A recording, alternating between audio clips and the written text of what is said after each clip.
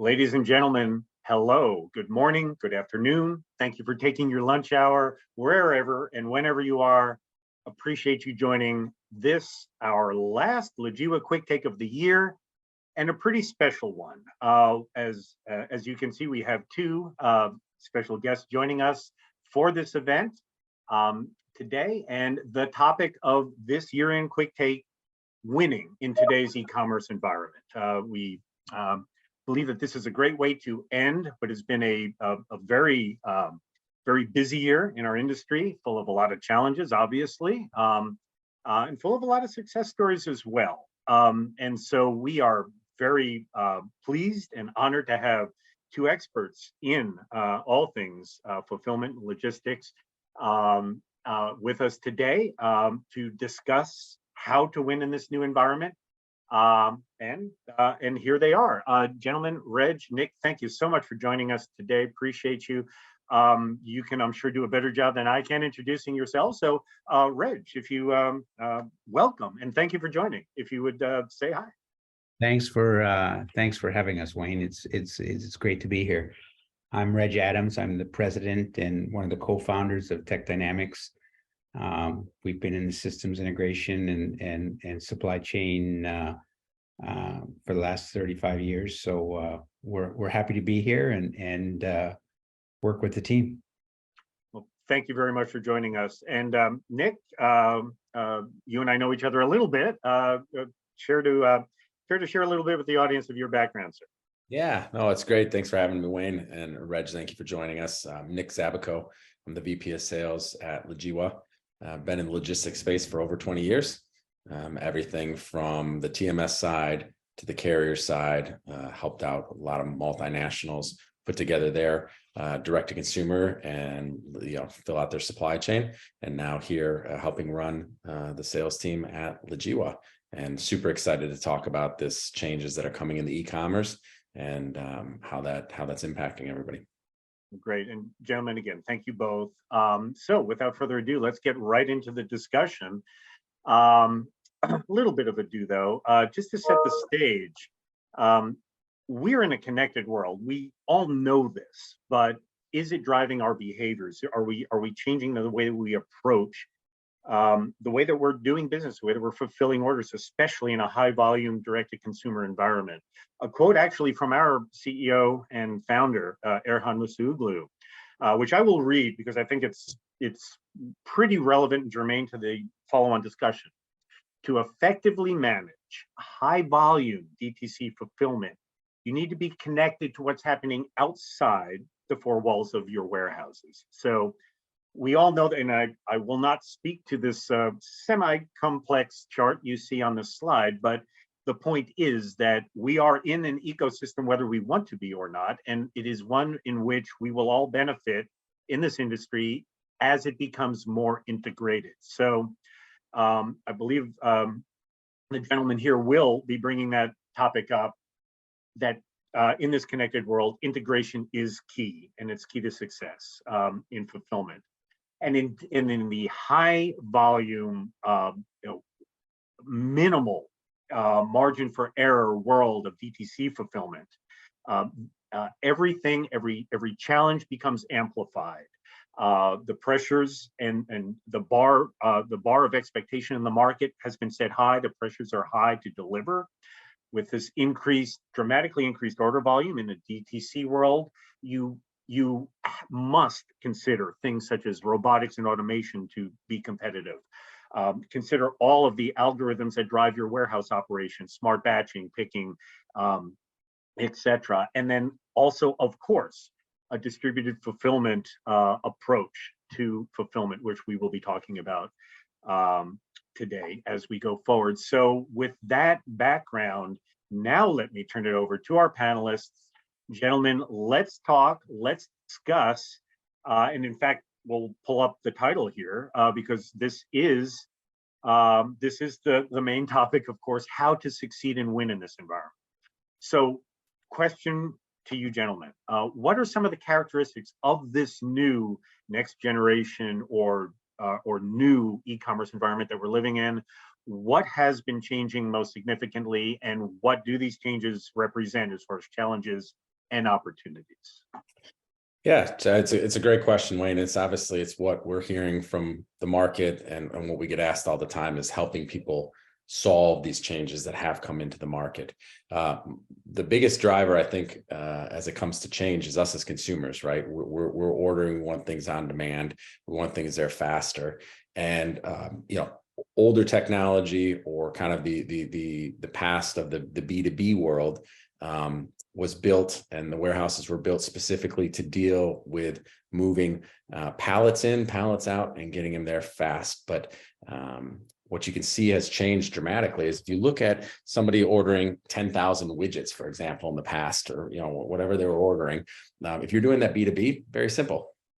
Forklift, 2 pallets, go put it there, take it out on the truck, and it's good to go. And you brush your hands and you're done.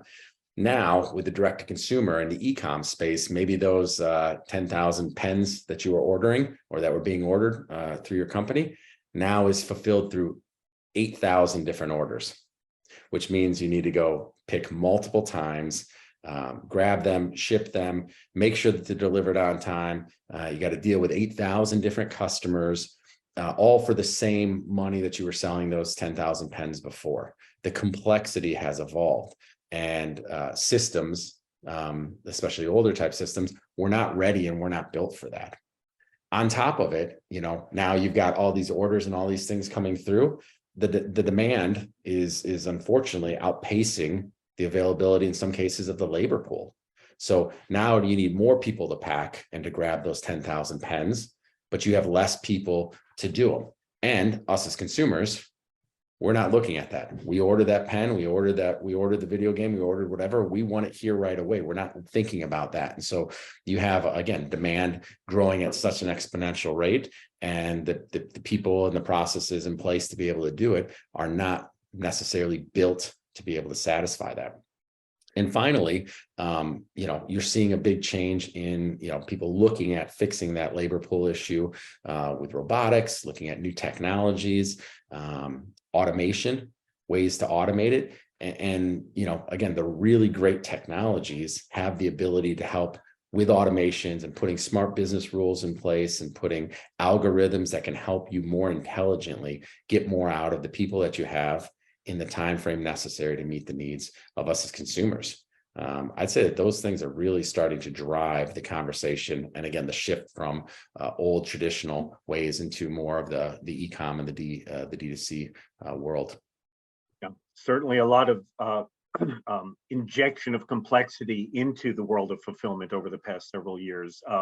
Reg, in our previous discussions, you had a lot of thoughts about that and just the complexities that we're dealing with. Do you want to elaborate a bit? Sure. And Nick kind of hit it on the head, but the truth of the matter is, especially in the last 2 or 3 years, the brick and mortar retail mold has been totally broken, right? And the complexity of how to get product to the consumer, directly to the consumer, has grown and has become more complex than ever. Right now, if you're a fulfillment center, you could be sitting with, say I'm a 3PL, you're going to sit with maybe 50 plus different customers in your building. And each one of those customers has different requirements or different rules, so to speak. And what compounds the problem is each one of those customers may have 5 to 10 different order sources.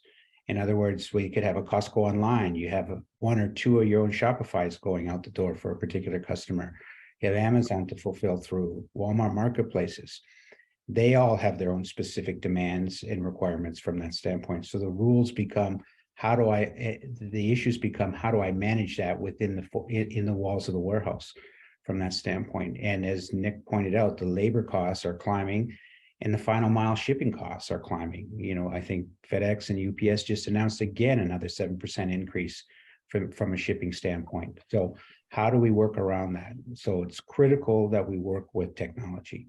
And to support that, we often reference the home run in a ballpark, right? If you're going to hit a home run, you're going to land that home run, you got to touch all 3 bases before you can get to home, right?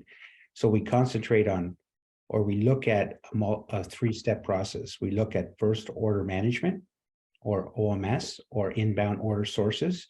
and how to take care of that and manage that from that complexity we just talked about. 50 different customers with 10 different, each having 10 different order sources. Then we looked at obviously the warehouse technology. The warehouse management system has to have the latest technology, has to be able to do all the things that Nick referenced and do it very well and seamlessly. And then the shipping side of things. And the beauty and the relationship between those three steps have to be tied together or linked together from a connectivity standpoint. They all must be working well together for the warehouse to be as efficient as possible. Yeah, no, connectivity, integration, these words are coming up more and more. I'm hearing them. I think we all are. Reg, to your point, and as you're talking about things integrating and working well together, and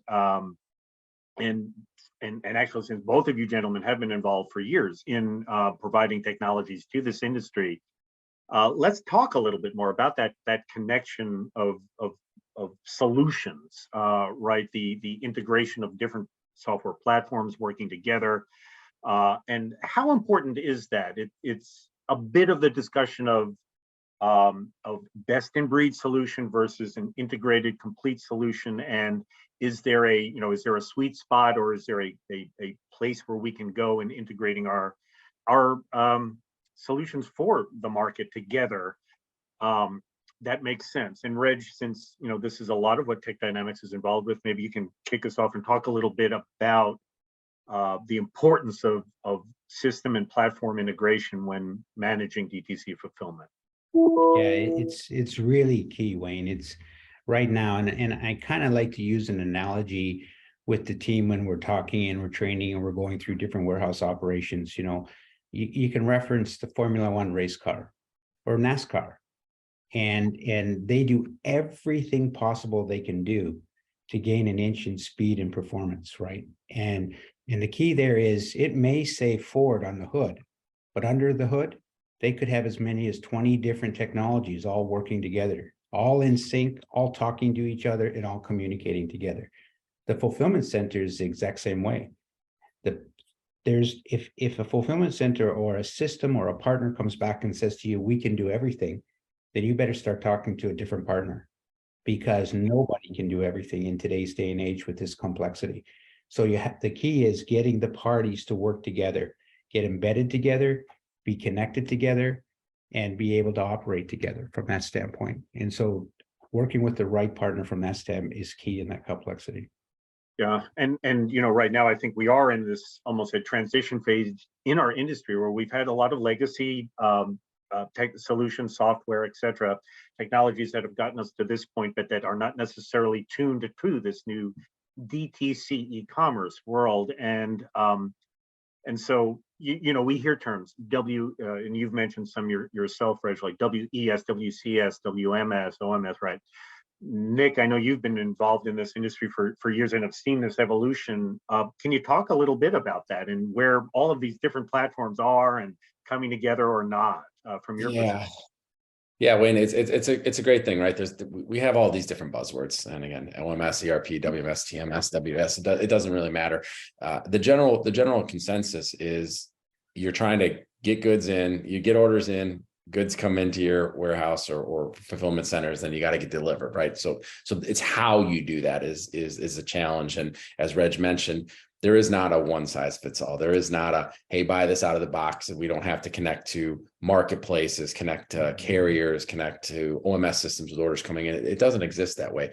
But what adds an extreme level of complexity in this is organizations don't buy this stuff every day. It isn't something that you just say, hey, heck, even switching between FedEx or UPS is easier than saying, I want to go rip out a WMS. I want to rip out a TMS. I want to do this. So they're not used to buying it. And again, with the evolution of the technology, we've had a lot of customers come and bring solutions to us and say, well, we're currently doing it this way. And so we want to make sure the system does it this way. And what we do, and you got to have the great partners and Techdinamics is one of them, being able to say, can we suggest a better way to do it? Can we suggest a more efficient way to do it, a more effective way to do it? Again, as salespeople, if you assume that these people and people that we work with know how to buy it, it's not necessarily the case. There's so much complexity to it, and every single day it gets more and more complex. There isn't one way, again, one size fits all. It just doesn't exist. Now you go put robotics on top of it. Now you put augmented reality inside of warehouses on top of it. Now you put local carriers for TMS delivery services. Now you may not be doing all your fulfillment from your own warehouse, but now you're using a 3PL or a shared space and things like that.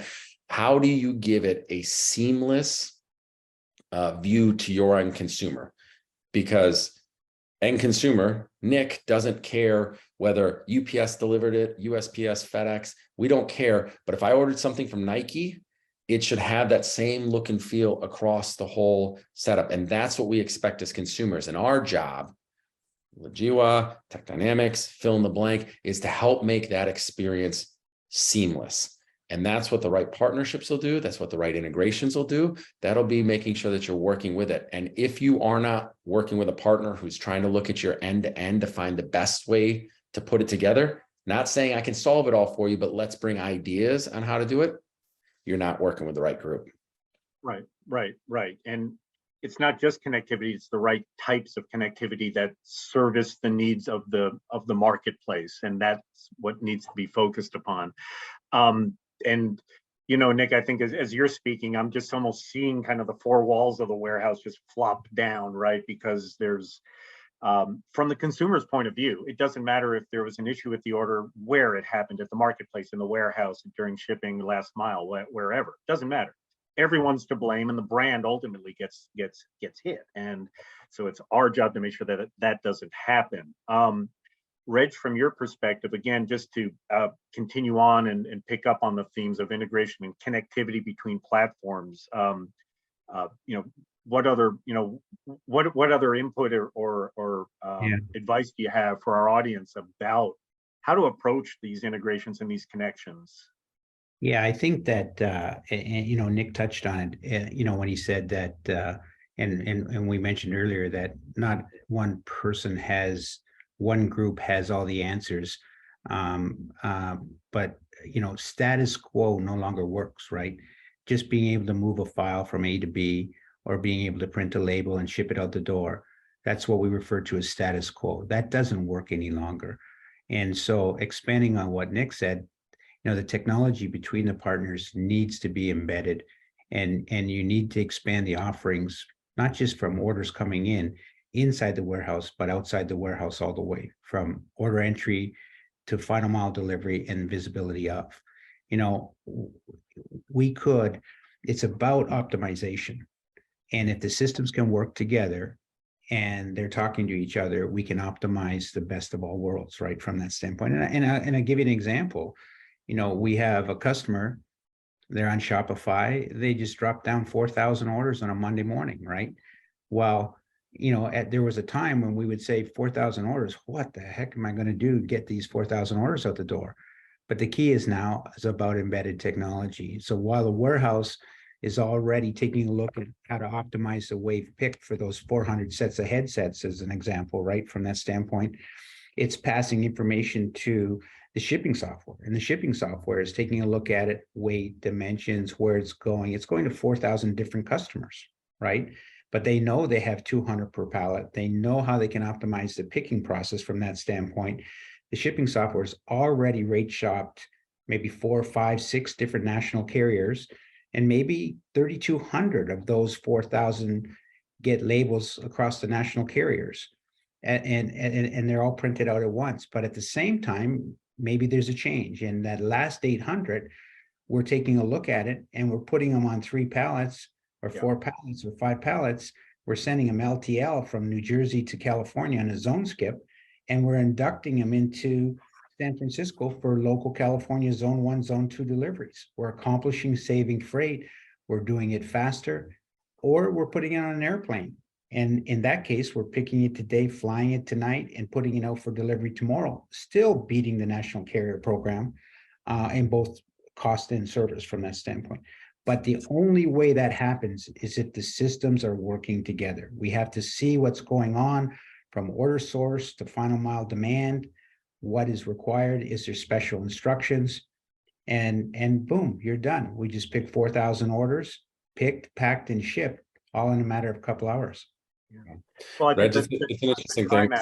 Sorry, Wayne, let me just jump in there because I think something that was just spoken about there is as we talked and you started seeing the four walls of the warehouse. What's so important is extending beyond the four walls of the warehouse, which is something that we spend a lot of time really focusing on. And Reg really set it up perfectly because there's so many other components that go into supply chain, right?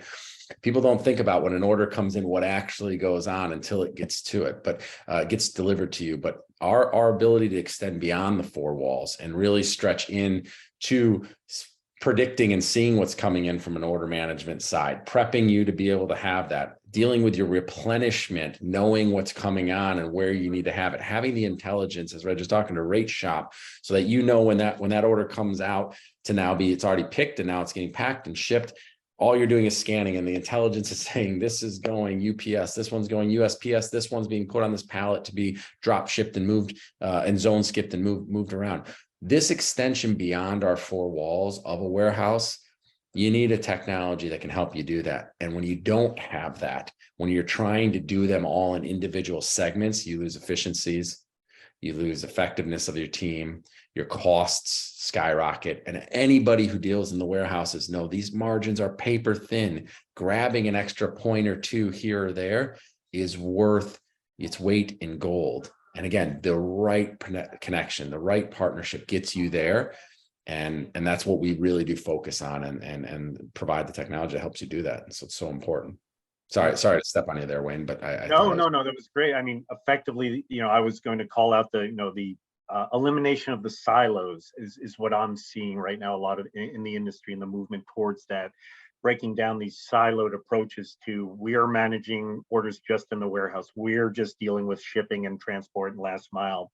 These things, in order to be effective with the level of volumes and the small margin of error that we are dealing with for accuracy in order management, systems have to talk together. You cannot even imagine doing this unless the systems at a technological level are talking together. That was, just to amplify that point. As you look at the technology that extends you beyond the four walls, Wayne, which I think is kind of that next natural progression, right? Is our ability to get in and provide those type of things. As you talk about the complexity that goes within your operation when you start doing this, the ability to extend portals, customer portals out to your clients so that they can be able to manage and do some of the work themselves, right? Analytics. Everybody knows warehouses is a numbers game, right? If you have the predictive analytics, if you're looking at in real time what's going on, you're able to make more intelligent business decisions. You're able to feed that information back into marketplaces so you're not getting orders that you cannot fulfill and disappoint customers. You can get ahead of those type of things. Understanding what volume capacities are. We're dealing with, you're going to see this coming up here in the next couple of days. UPS and FedEx will be shutting off certain hubs where because they're at capacity and they cannot reach delivery timeframes that even though the system says it can, they cannot. So being able to feed that information in and know, hey, FedEx has already shut their window, so turn off FedEx, everything needs to go UPS, for example. These things are there. And again, if you can provide this visibility not only to your customers, if you're a 3PL, to the end consumers and provide this stuff in real time, you can make more intelligent business decisions, provide real-time visibility, accountability, and control through your supply chain, and you will win clients and also bring back margin into the business. Yeah, 100%. The competitive landscape right now, really in a lot of direct consumer retail, is in the fulfillment experience, right? It's marketplaces are certainly very competitive, but how quickly and accurately one receives an order is becoming more and more, I think, a part of a differentiator for brands and logistics providers. Reg, from your perspective, how do you think that we can improve visibility across the entire supply chain when managing DTC logistics? What are some of your thoughts or observations there? Well, we kind of touched on it earlier, but to Nick's point, it's critical. It's now about the customer experience, right? It's, you know, from an e-com standpoint, I just can't say I shipped it in 5 to 7 days or 3 to 4 days. It's 48 hours now, 24 hours, and it's sometimes even same day. But having the visibility and the capability to be able to report back on that is key. So it's about the customer experience. And others have done a really good job of this, where some have not done a good job at all, and they need to pick up the slack. So where we like to come in to help is by bringing the systems together. Nick referenced a portal to be able to look at things, right, from a system standpoint. And you need one that drives the visibility for the customer. But there is so much technology out there between carriers, between what they're doing, how to measure their speed or on-time performance, shipment statuses, where is the shipments at, where is it being updated. That's where the partner technology comes in. At the same time, you're reporting back to a customer, you're getting updated on all those statuses from that standpoint. And so what we're doing there is by getting the systems to talk together, they have to do the talking. By getting the systems to talk together, you now are into key management. We just had a serious issue with Canada Post in Canada. And, you know, if you run the summaries against the performance on the carriers, they should be running 99.8, 99.9 on-time performance. Well, they're running 76% on-time performance. What the heck is going on? So when you click down by carrier and you see, wait a minute, they're running 67% right now. So they're bringing down your across the board deliveries, and your customer experience is going to be terrible. So the system can as easily as they turn them on, can turn that carrier off, because you see that performance results right from that standpoint. And so having this data to be able to look at and to be able to feed back and let your customer make decisions. The customer there made the decision and said, turn them off. And we'll come back to them when they get their act back together from that standpoint. Yes, maybe you had to pay a carrier different. Yes, maybe you had to do something, but at least you had the data to make the proper decisions from that standpoint. And I think that's what we're talking about now: visibility, having data, be able to crunch that out, and having that at your fingertips. I would agree. And you know, Nick, I know that both you, Reg, and yourself have been working to provide this level of visibility and interconnectivity to the industry for a number of years, and now as partners together, very exciting, looking to the future, to all of the change that's coming, because clearly we are in a point of transformation, right, in logistics and fulfillment management, and so across all of the topics that we've discussed today, I'm going to ask you, probably gentlemen knew I would ask this of you. Can you sum up of everything we've discussed today into that proverbial nutshell, how you would recommend our audience approach this new economy, this new e-commerce world that we're living in, to succeed and compete successfully? And Reg, I'll start with you. What final words of wisdom would you have for the audience here? Yeah, that's a $10 million statement, right? From that standpoint, you know, so, but I guess I would have to say is, look, we all know today in e-commerce who the elephant in the room is, and they've done a good job from that standpoint. So you got to give credit where credit's due. But what's happening is the 3PLs and the fulfillment centers, the 4PLs, are gaining huge momentum in the e-com supply chain. It's the fastest growing part or segment of that fulfillment side, right, from that standpoint. And the reason is they have the ability to be able to help their merchant or their customer in a better way than maybe the big dog does. And you can pick up the phone and you can talk to your 3PL owners. You can talk to the VP of sales. You can find out packaging details. You can find out, is there better ways I can ship? So being able to use the fulfillment centers in a different way gives you the upper hand. The key there is, how do I get to the right groups from that standpoint? And I think if there was any kind of word of wisdom you could do, what needs to happen in 2023 is going to be the biggest year ever spent on technology. You got to get rid of the touch points. You cannot send out a $75 item and have $15 of touch points going with it from that standpoint. As Nick referenced earlier, it has to be streamlined from that standpoint, right? So we need to get invested into whether it's the robotics, whether it's print and apply. We need to bring the labor factor down, and we need to be able to hit the market running from a technology standpoint. So you need to take the time and spend a lot of time on your partner technology selection process. And if you put your efforts into that part of the game, you're going to find by the end of 2023, you're going to be able to accomplish some good inroads in streamlining your processes within your warehouse operations. No, thank you, Reg, and I would agree. This is a year for investment, for change. Nick, any final words for our audience? I think Reg, calling it a $10 million question is probably underplaying it a bit. But I think in this year, there's a lot of efficiencies that can be gained with intelligent technologies. Automation rules being put in place.